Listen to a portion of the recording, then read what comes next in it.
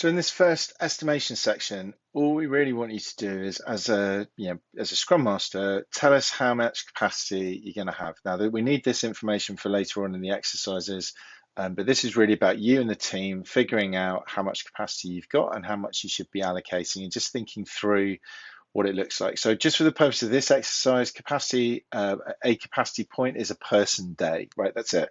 It's not something random. It's each person has one point per day that they're available. We've got two models that you can download, one that goes into a lot of detail around the individuals in your team. The other one is a relatively high level view of how this works. I'm just going to show that to you now so that you can see how it works. Download it, and you'll just be asked to put in how many for each sprint, how many people have you got in your team.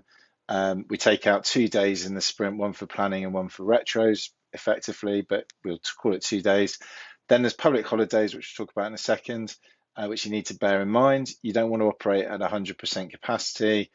You all have some BAU activities that you have to take care of. It's not precise, but put an estimate of how much time you think that's going to take on a sprint, every sprint. And then at the end of it, you'll see how many, what your total capacity for the sprint is. And then once we take everything else, what your capacity to deal with new features looks like.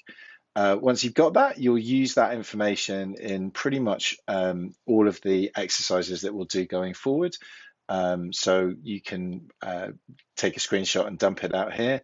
And we've also put some links into your public holiday so that you can see exactly what you need to budget for.